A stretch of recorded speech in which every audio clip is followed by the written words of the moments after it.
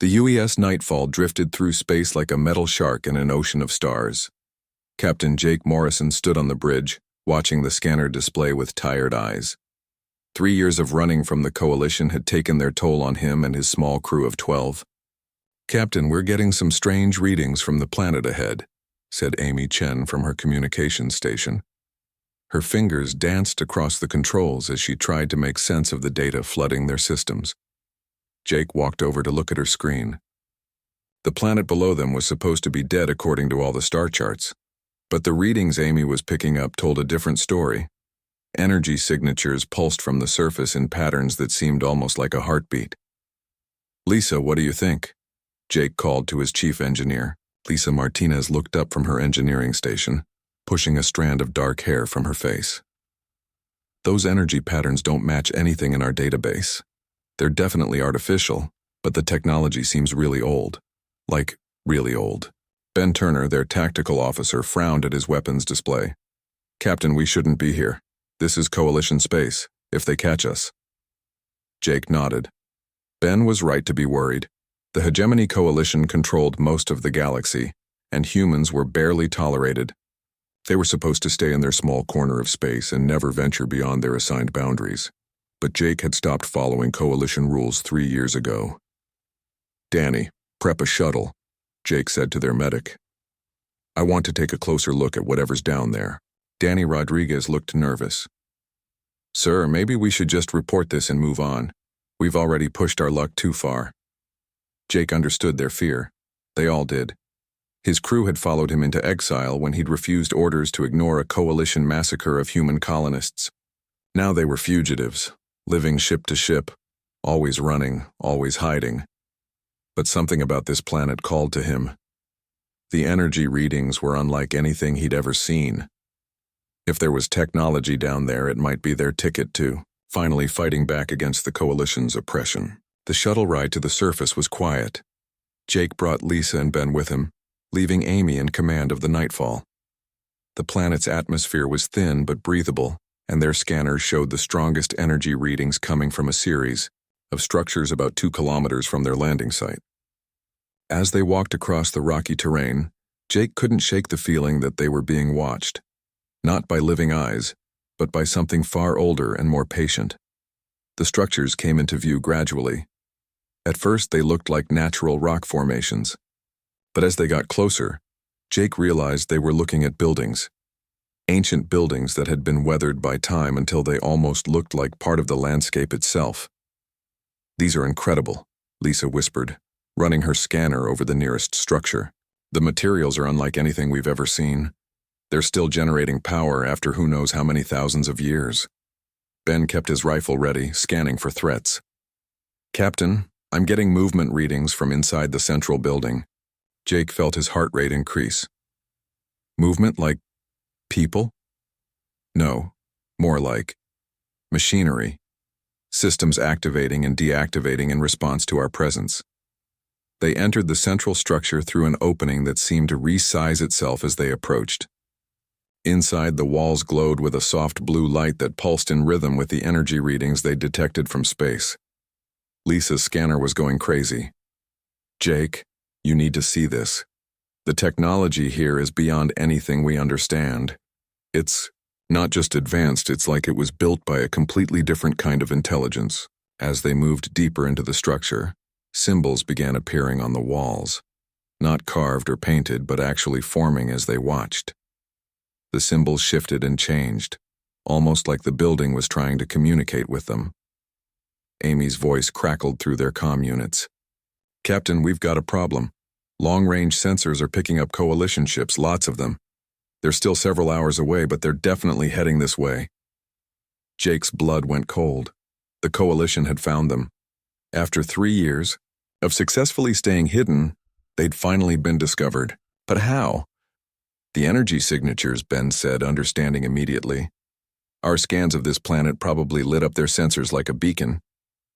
Jake stared at the symbols on the walls, which seemed to be moving faster now, almost urgently. "Lisa, can you download any of this data?" "I'm trying, but the systems are so different from ours. It's like trying to read a book written in mathematics while the pages keep rewriting themselves." Suddenly, the symbols stopped moving. They arranged themselves into patterns that almost looked like star charts. Jake recognized some of the stellar formations, but others showed systems he'd never seen before. Then new symbols appeared. These ones were different, more aggressive looking. They showed what looked like ships surrounding a single smaller vessel. The image changed, showing the smaller ship being destroyed, then worlds burning. "It's showing us something," Jake said quietly. "A warning, maybe." Lisa nodded, her scanner beeping frantically. "Jake, I think this place is some kind of archive, a record left by whoever built this civilization. And I think they faced something like the Coalition before." Amy's voice came through their comms again, more urgent this time. "Captain, the Coalition fleet is bigger than we thought. I'm reading over 1,000 ships. This isn't a patrol. This is an armada." Jake felt the weight of realization settling on him. The Coalition hadn't just discovered them by accident. They'd been planning this. They were going to use his transgression as an excuse for something bigger. "They're going to blame humanity," he said quietly. "One human ship in forbidden space, and they'll use it to justify whatever they've been planning." Ben's face was grim. "We need to run, Captain. The nightfall is fast, but not fast enough to outrun an entire armada." Jake looked back at the wall symbols, which were now showing something new. Images of technology beyond human understanding. Weapons that could destroy fleets. Defenses that could protect entire worlds. Lisa grabbed his arm. "Jake, whatever this place is, it's offering us something. The systems are trying to interface with our equipment, but I don't know what will happen if we let them." The comm crackled again. "Captain, the Armada will be here in 3 hours. We need to leave now if we're going to have any chance of escape." Jake stared at the ancient walls, feeling the weight of a decision that would affect more than just his crew. The Coalition was coming with enough firepower to destroy a dozen worlds. They weren't just hunting him anymore. They were coming to make an example that would terrify humanity into permanent submission. He thought about the human colonies, the families, the children who would pay the price for his actions. Then he thought about the technology surrounding him, left behind by a civilization that had faced this same choice long ago. "Lisa," he said finally, "start the interface. Whatever this place is trying to give us, we're going to take it." Ben stared at him. "Captain, that could kill us all." Jake smiled grimly. "Ben, we're already dead. The question is whether we die running or die fighting." The ancient systems began to hum louder as Lisa connected their equipment to the alien technology. On the walls, new symbols appeared, and Jake could have sworn they looked almost like approval. Admiral Kethvar stood on the bridge of his flagship, the Dominion's Fang, and watched the tactical display with satisfaction. Over 10,000 ships from all 7 Coalition species surrounded his command vessel, in perfect formation. Never before had such a massive fleet been assembled for a single target. The Admiral's scaled skin rippled with anticipation. The Vaxari had been waiting for this moment for decades. Humanity had grown too bold, too unpredictable. Their rapid technological advancement and stubborn independence made them a threat to the natural order of the galaxy. Signal from the reconnaissance team. "Admiral," reported his communications officer, a spider-like Nexari with multiple arms working different control panels simultaneously. "The human vessel is still on the planet's surface. Scans confirm only 12 life signs aboard." Kethvar's reptilian eyes narrowed. 12 humans, and for this we bring 10,000 ships." He paused, considering. "No, for this we bring peace to the galaxy. Send the ultimatum on all frequencies. I want every species in known space to hear this message." The bridge crew worked efficiently, establishing communication links across dozens of star systems. The message would reach Earth, the human colonies, and every major coalition world simultaneously. "Ready, Admiral," the communications officer confirmed. Kethvar moved to the center of the bridge, his 7-foot frame imposing even among his own species. "Begin transmission." The message went out across the galaxy in a dozen languages. "This is Admiral Kethvar of the Hegemony Coalition Fleet. The human vessel designated UES Nightfall has violated Coalition space and committed acts of espionage against member worlds. Captain Jake Morrison, You will surrender yourself and your crew immediately for processing and execution. He paused, letting the weight of his words sink in across the galaxy. If you do not comply within 1 standard hour, the Coalition will consider this an act of war by the entire human species. We will respond by eliminating all human presence in the galaxy. Your colonies will burn. Your homeworld will be sterilized. Your species will be extinct before the next dawn. The transmission ended and Kethvar smiled. It was a perfect trap. One human ship had given them the excuse they needed to solve the human problem permanently. The other Coalition species had agreed readily enough. Humans were too dangerous to be left alone, too unpredictable to be controlled. Back on the ancient planet, Jake Morrison stood in the alien structure, watching the Coalition ultimatum on his portable display. His crew's faces reflected a mixture of fear and resignation. They were always going to do this, Lisa said quietly, her hands still working to interface their systems with the alien technology. We just gave them the excuse. Ben checked his rifle for the 100th time. Captain, we can't fight 10,000 ships with 12 people in one vessel. Amy's voice crackled through from the nightfall. Jake, I'm picking up transmission fragments from Earth. The Coalition broadcast is causing panic. The Terran government is demanding you surrender to save the human race. Jake closed his eyes. He could see it all playing out. His surrender wouldn't save humanity. The Coalition would execute him and his crew publicly, then claim humans were too dangerous to be left alive. Within months, every human world would be under attack. The alien walls around him pulsed brighter, as if responding to his emotions. The symbols were moving faster now, showing images of vast fleets locked in battle, but these weren't random battles. The images showed a pattern, a cycle that had repeated across the galaxy for millions of years. Lisa, are you seeing this? Jake pointed at the wall displays. She nodded, her scanner readings becoming more frantic. Jake, this isn't the first time this has happened. The civilization that built this place, they faced the same choice we're facing now, and before them others did too. The walls showed more images, species after species, each one growing powerful enough to oppress others, each one eventually falling when they pushed too far. But in every cycle, there were those who stood up first, who refused to accept domination. How long until the Coalition fleet arrives? Jake asked. Ben checked his tactical display. 2 hours, 37 minutes. Jake studied the alien technology surrounding them. Lisa had managed to establish a basic interface, but the systems were far more complex than anything they'd ever encountered. Power readings from the structures were climbing steadily, as if the entire installation was waking up from a long sleep. Captain, Amy's voice came through their comms again. I'm receiving personal messages from the crew's families. They're begging us to surrender. Jake felt the weight of those pleas. These weren't just his decisions anymore. Every human alive would pay the price for whatever choice he made in the next few hours. Danny's voice joined the conversation from the Nightfall's medical bay. Jake, maybe they're right. Maybe we should surrender. If there's even a small chance it saves Earth, it won't, Jake said firmly. The Coalition didn't assemble the largest fleet in galactic history to arrest 12 people. They've been planning this for years. We're just the excuse. Ben studied his tactical readings. The fleet composition confirms it. They've brought planet-killer weapons, biological warfare ships, and enough firepower to glass entire systems. This isn't an arrest operation. Lisa's scanner began beeping rapidly. Jake, the alien systems are trying to download something into our computers. Massive amounts of data, but it's not like any programming language we've ever seen. The symbols on the walls were changing again, showing what looked like technical diagrams. Ship designs, weapon systems, and power sources that defied human understanding of physics. But underneath it all was a message that Jake was beginning to understand. The ancient civilization had faced this same moment. They'd had to choose between extinction and fighting back with technology they barely understood, and they'd chosen to fight.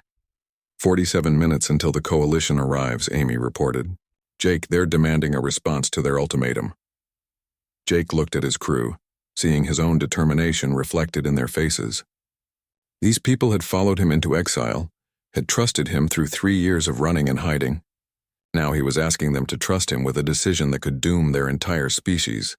Lisa, can you complete the interface? She nodded slowly. I think so.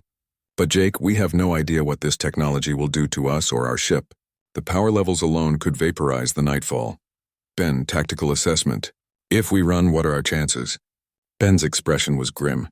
Against 10,000 ships? 0. They've got us surrounded and outgunned by a factor of about 1,000,000 to 1. Jake looked at the alien walls one last time. The symbols had arranged themselves into what looked almost like a question. The ancient builders were asking him the same question they'd asked themselves millions of years ago. Will you fight, or will you die quietly? Amy, open a channel to the Coalition fleet. Channel open, Captain. Jake took a deep breath, knowing that his next words would echo across the galaxy and determine the fate of every human alive. Admiral Kethvar, this is Captain Jake Morrison of the UES Nightfall. I've received your ultimatum. He paused, looking at his crew one last time. Lisa had her hands on the alien interface controls. Ben had his weapons ready. Amy was monitoring communications from across human space. Danny was preparing medical supplies for what might be the last battle any of them would ever fight. My response is this, Jake continued. If you want us, come and take us. The transmission ended and Jake turned to Lisa. Do it. Connect us to their systems. As Lisa activated the interface, the ancient structure around them exploded into light and sound. Energy coursed through their equipment, through the ship and into space itself. The planet began to broadcast signals that hadn't been heard in the galaxy for millions of years. And in the depths of space, Admiral Kethvar watched his sensors go insane as the human ship began emitting energy readings that should have been impossible. What are they doing? He demanded. Unknown, Admiral, his sensor officer replied. But whatever it is, it's big. Kethvar smiled coldly. Then we'll make our response equally impressive. Signal all ships. Begin the attack. I want that planet turned to glass. The largest fleet in galactic history began moving toward a single human ship, unaware that they were about to face technology that had been waiting millions of years for this moment. The Coalition Armada spread across space like a plague of metal locusts. 10,000 warships arranged themselves in perfect attack formation, their weapons trained on the small planet where the human vessel waited. Admiral Kethvar stood on his bridge, watching the tactical display with predatory satisfaction. Begin bombardment, he commanded. The first wave of attacks lit up space like a second sun. Energy beams, plasma torpedoes, and kinetic projectiles rained down on the planet's surface. The combined firepower could have melted a moon, but as the light faded, something impossible happened. The UES Nightfall rose from the planet's surface completely undamaged. Sensor report, Kethvar demanded, his scaled brow furrowing. Admiral, the human vessel appears to be generating some kind of defensive field. Our weapons are having no effect, his sensor officer reported, mandibles clicking nervously. Jake Morrison stood on the Nightfall's bridge, feeling the alien technology flowing through every system of his ship. The interface Lisa had established was more than just a connection. The ancient systems had merged with their vessel, transforming it into something far beyond human engineering. All systems show green, Captain, Lisa reported, her voice filled with wonder. But these readings don't make sense. We're generating more power than our reactor should be capable of producing.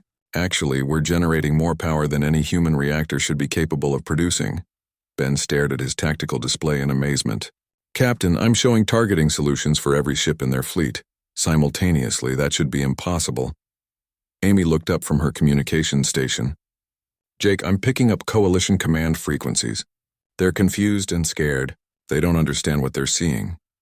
The ancient structures on the planet below were glowing brighter now, pulsing in rhythm with the Nightfall systems. Jake could feel the connection, could sense the vast network of similar installations scattered across the galaxy, all awakening after millions of years of dormancy. Danny, how's the crew holding up? Jake asked. Vital signs are elevated but stable, the medic replied. Whatever this technology is doing to us, we seem to be adapting to it. On the Coalition flagship, Admiral Kethvar was losing his composure. Concentrate all fire on the human vessel. I want every ship in the fleet targeting that single ship. The second bombardment was even more intense than the first. The combined firepower of 10,000 warships focused on the Nightfall should have vaporized not just the ship, but the entire planet beneath it. Instead, the human vessel began moving through the barrage as if the deadly energy beams were nothing more than gentle rain. Impossible, Kethvar hissed. No ship can maneuver like that. The Nightfall was defying every law of physics the Coalition understood. It stopped instantly without inertia, changed direction at impossible angles, and seemed to exist in multiple locations at once.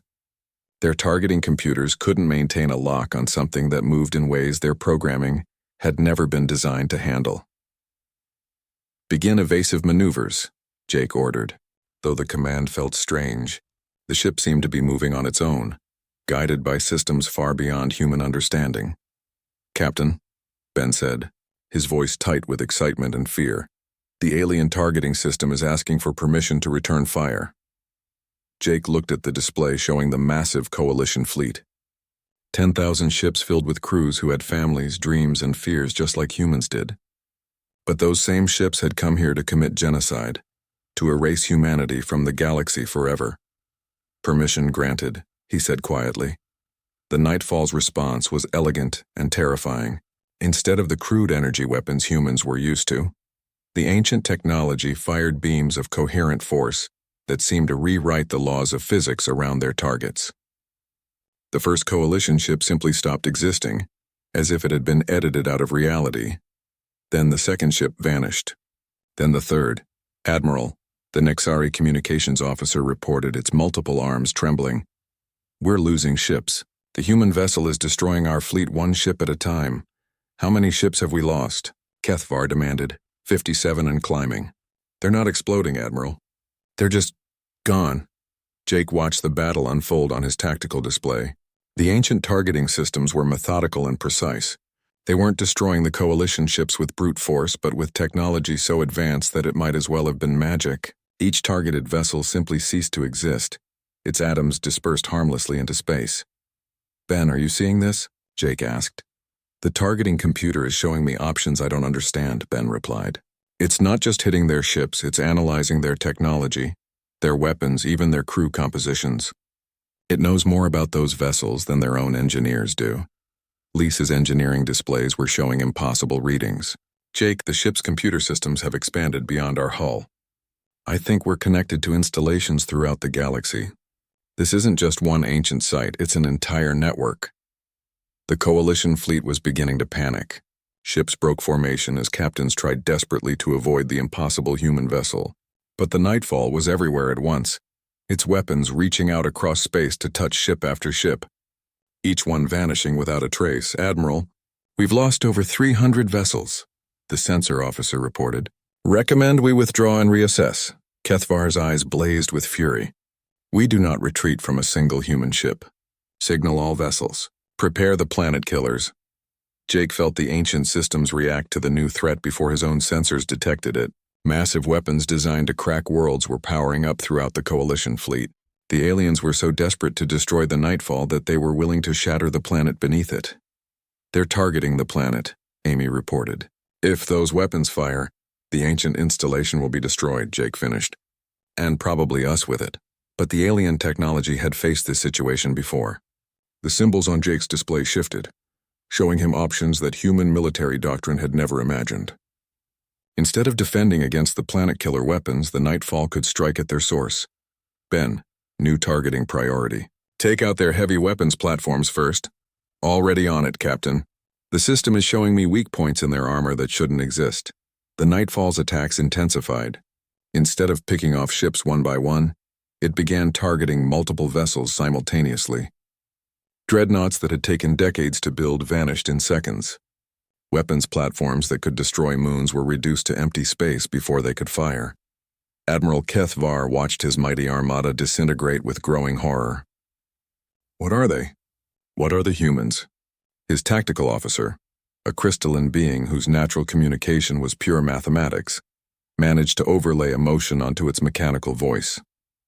"Admiral, the human vessel is not operating on any known technology. Its capabilities suggest access to sciences we do not understand. Are you saying they're more advanced than us?" "No, Admiral. I'm saying they have allies who are more advanced than anyone in the galaxy." Jake felt the truth of that statement. The ancient civilization that had built this network hadn't just left behind weapons. They'd left behind guardians waiting for the day when the galaxy would need protection from its own cycles of oppression and violence. "Captain," Danny called from his medical station, "I'm picking up life signs from the coalition ships before they're destroyed. The ancient systems are transporting their crews to safety before eliminating the vessels." Jake smiled grimly. Even in the midst of this impossible battle, the ancient technology was showing mercy to individual lives while destroying the war machine that threatened the galaxy. The battle continued for 6 hours, but the outcome had been decided in the first 6 minutes. The mighty coalition Armada, assembled to commit genocide against humanity, was reduced to scattered debris and confused survivors floating in life pods. Admiral HFY found himself aboard one of the few remaining coalition vessels, watching the human ship hover impossibly in space before them. His magnificent fleet was gone, destroyed by a single enemy vessel that had absorbed everything they could throw at it and responded with technology that rewrote the rules of warfare.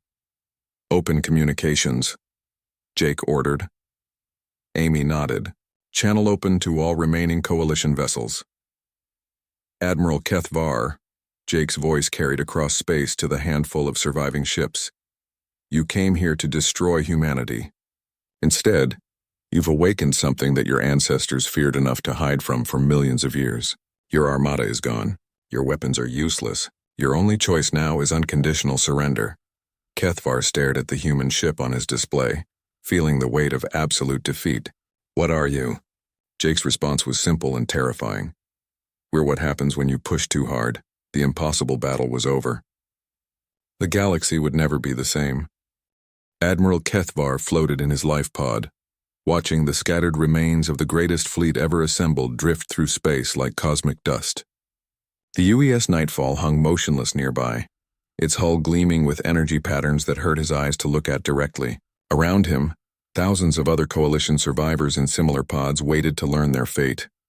The defeat should have been impossible. No single ship could stand against 10,000. No species should possess technology that could rewrite the laws of physics themselves. Yet here they were, survivors of a battle that had lasted hours but felt like an eternity. "HFY," Jake Morrison's voice came through the pod's communication system. "I'm offering you and your crew safe passage back to Coalition space. Your ships are gone, but your lives don't have to be." The Vaxari Admiral's pride burned hotter than his fear. "Human, you think this changes anything? The Coalition has millions of ships, billions of soldiers. You cannot fight the entire galaxy." There was a pause before Jake responded, and when he did, his voice carried a weight that made HFY's scales crawl. "Admiral, you're not understanding what just happened here. We didn't just destroy your fleet.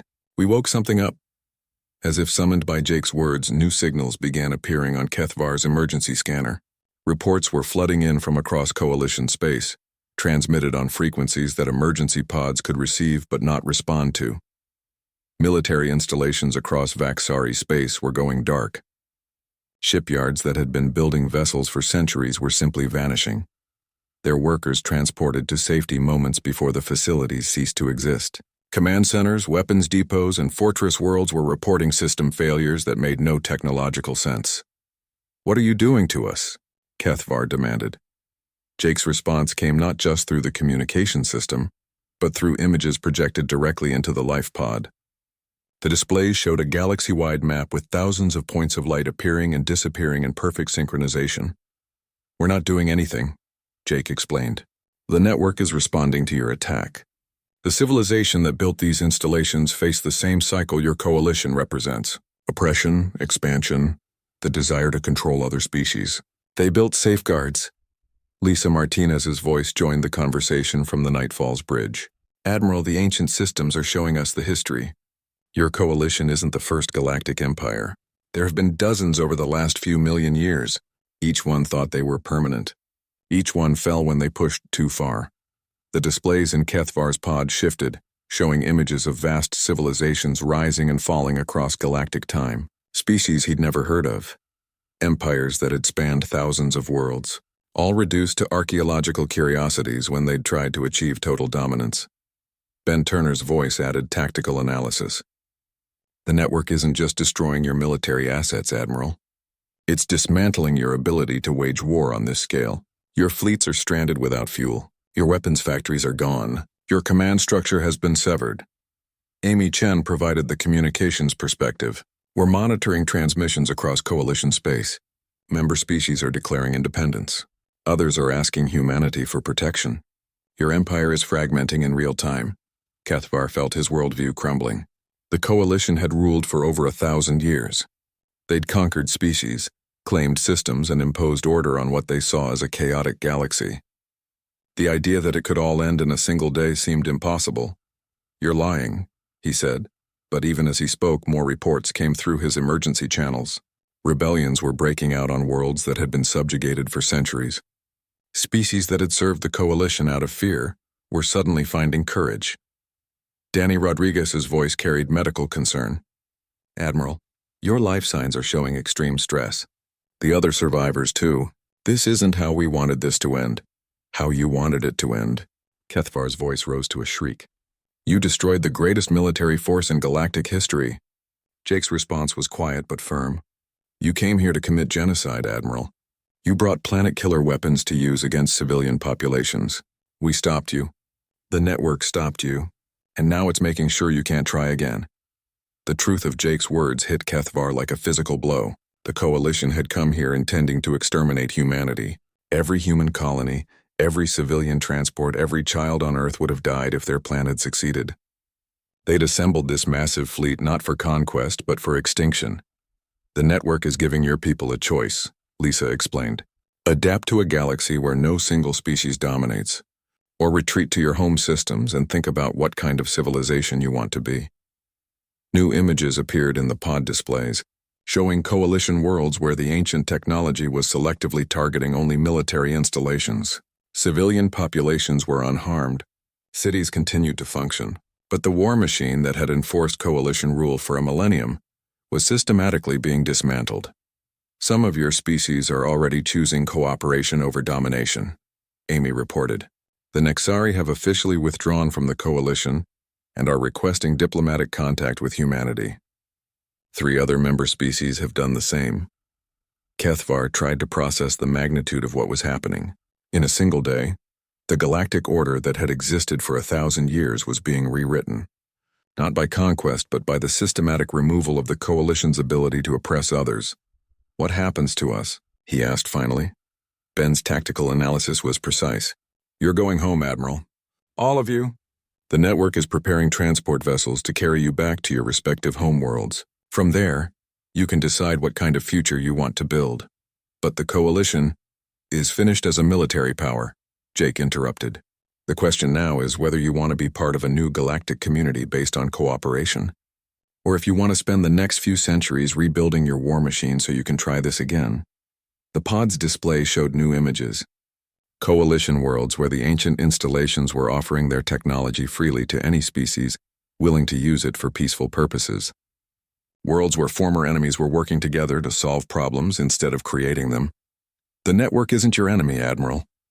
Danny's voice carried surprising compassion. "It's the immune system. It only activates when a species or alliance becomes so aggressive that it threatens the stability of the galaxy. You forced its hand."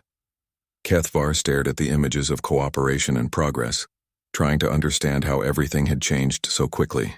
"And if we refuse? If we try to rebuild our forces?" Jake's answer was simple and terrifying in its implications. "Then the network will be watching, and next time it might not be so gentle."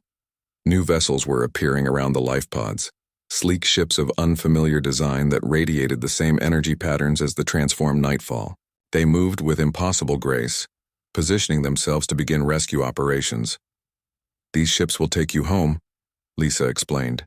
"The network built them in the last few hours using technology from your own destroyed vessels. Consider them a gift and a warning." As Kethvar watched the rescue ships work, he began to understand the true scope of what the humans had unleashed. This wasn't just advanced technology. It was artificial intelligence on a galactic scale, systems that had been watching and waiting for millions of years. "The ancient civilization that built this network," he asked. "What happened to them?" Jake's response carried a note of sadness. "They evolved beyond the need for physical existence, but they left safeguards behind because they knew that intelligence tends to repeat the same mistakes. The cycle of oppression and rebellion, conquest and collapse. They wanted to break that cycle. And now you control this network?" "No, Admiral. Nobody controls it. It's not a weapon, it's a natural force. Like gravity or radiation, it maintains balance by removing any species or alliance that becomes too dominant, too aggressive, too willing to destroy others for their own benefit." As his pod was taken aboard one of the rescue vessels, Kethvar caught a final glimpse of the nightfall. The human ship was already beginning to change, its hull shifting to accommodate new systems and capabilities that the ancient network was providing. The rescue ship's captain, a coalition officer who had survived the battle, approached Kethvar's pod. "Admiral, what are your orders?" Kethvar looked out at the stars, seeing them differently now. For the first time in his life, he understood that the galaxy was bigger than any one species' desire to control it. "Signal all coalition worlds," he said finally. "Tell them the war is over. Tell them it's time to learn how to be neighbors instead of conquerors." As the rescue fleet departed for coalition space, Jake Morrison stood on the bridge of the transformed Nightfall, watching them go. The galaxy was about to learn what it meant to live in balance instead of dominance. The network pulsed around them, patient and watchful, ready to respond if anyone else decided to test the limits of acceptable behavior. The age of galactic empires was ending.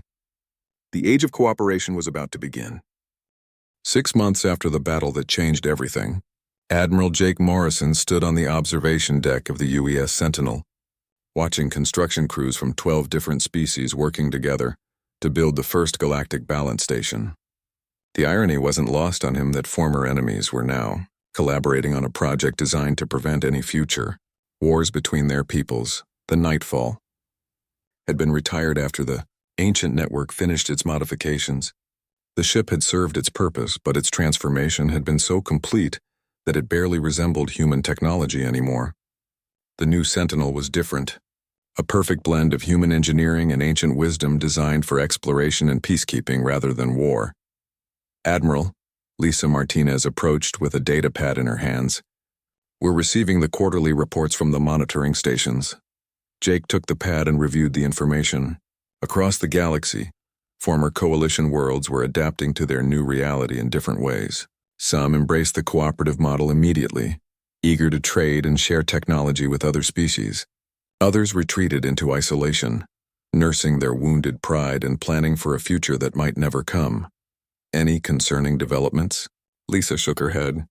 "A few Vaxari military commanders are trying to rebuild their fleets in secret, but the network detected them immediately. The installations appeared overnight and offered them a choice: peaceful development or systematic dismantling. They chose peaceful development." Ben Turner joined them at the observation window, watching an enormous transport ship approach the station. Its hull bore the markings of the former Nixari military, but its cargo holds were filled with relief supplies for refugee worlds rather than weapons. "Captain X9 wants to speak with you when you have time," Ben reported.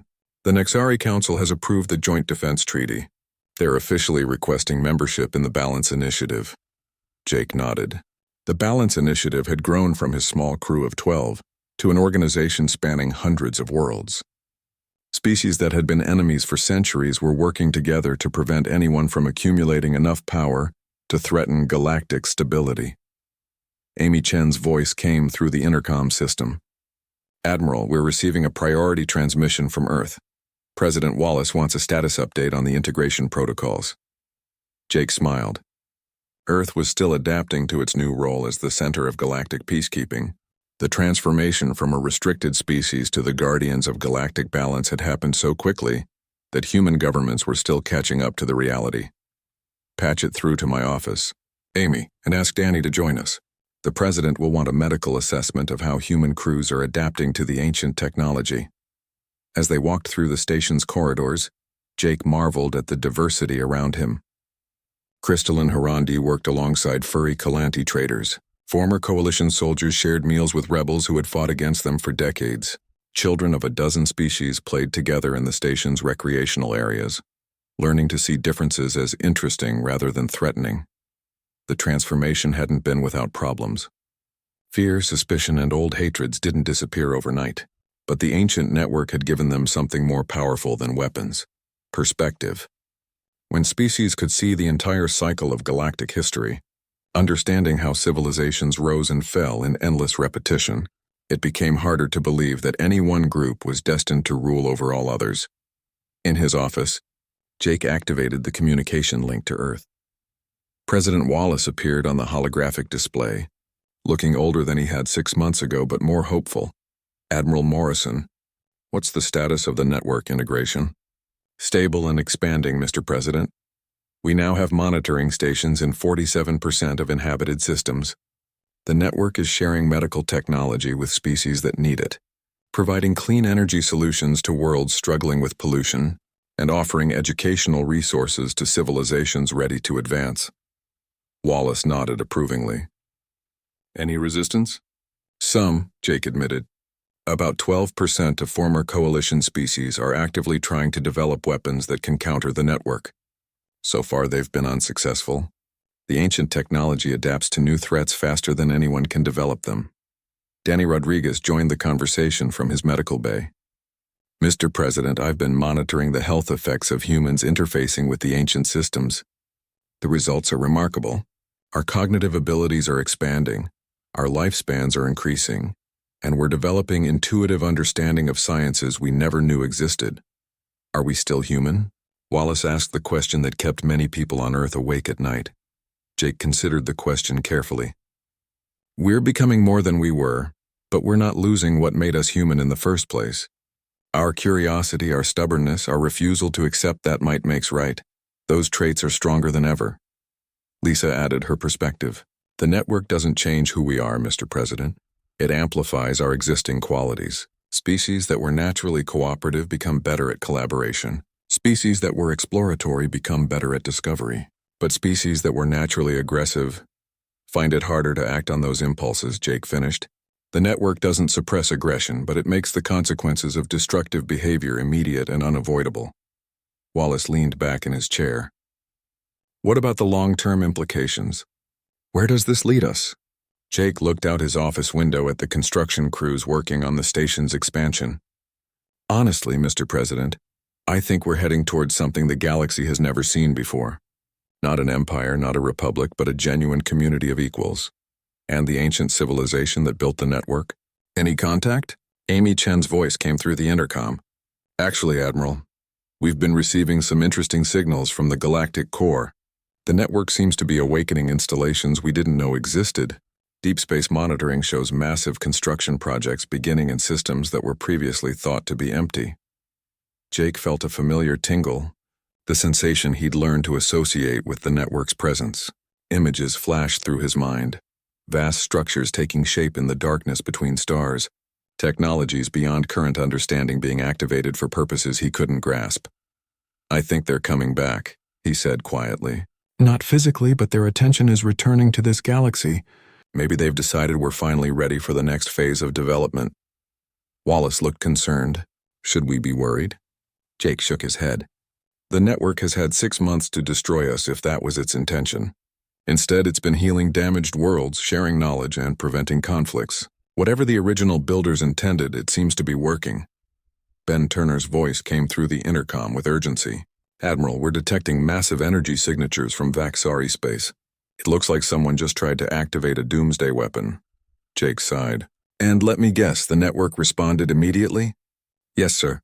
The weapon facility just vanished along with the research station that built it, but all personnel were evacuated safely first. The Vaxari government is claiming it was a rogue operation. Probably true, Jake mused. Some people need to learn lessons the hard way. President Wallace shook his head in amazement. 6 months ago, we were facing extinction. Now we're mediating galactic disputes and managing technology that seems like magic. The universe has a sense of humor, Jake replied. They sent an armada to destroy one human ship, and ended up creating the conditions for galactic peace.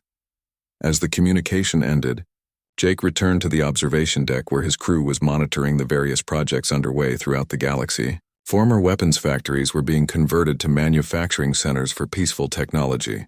Worlds that had been strip-mined for military resources were being terraformed and restored. Species that had been enslaved were establishing their own governments and choosing their own destinies. Admiral, Lisa reported, we're receiving applications from 17 more species requesting membership in the Balance Initiative. Also, the Kalanti have developed a new form of art that incorporates mathematical concepts from the ancient network. They want to share it with other species, Jake smiled. Art, music, literature, and philosophy were flourishing across the galaxy as species had energy to spare for creation instead of destruction. The network hadn't just prevented wars, it had created conditions for unprecedented cultural exchange and development. Danny approached with his medical scanner. "Jake, your integration levels are still increasing. At this rate, you'll be able to interface directly with network installations across the galaxy within a year." "Is that good or bad?" "Unknown," Danny admitted. "But whatever it is, you're not going through it alone. The entire crew is showing similar development patterns." Amy's voice crackled through the intercom. "Admiral, priority message from the Galactic Core. The signal is stronger than anything we've received before." Jake closed his eyes and let the network interface guide his consciousness toward the source of the transmission. What he found there took his breath away. Images of civilizations he'd never imagined. Technologies that could reshape matter at the quantum level, and minds vast enough to